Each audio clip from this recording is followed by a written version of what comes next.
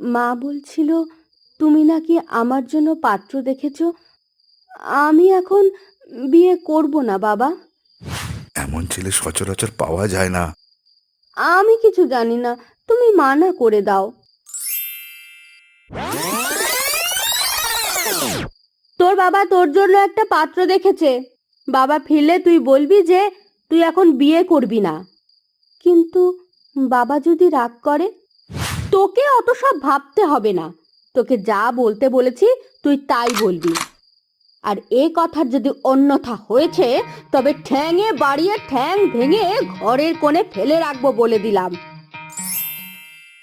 তুই যখন চাইছিস না তখন আমি তোকে জোর করব না। যাও, খাওয়া দাওয়া করে শুয়ে পড়। দীপা ঘর থেকে বেরিয়ে যায়।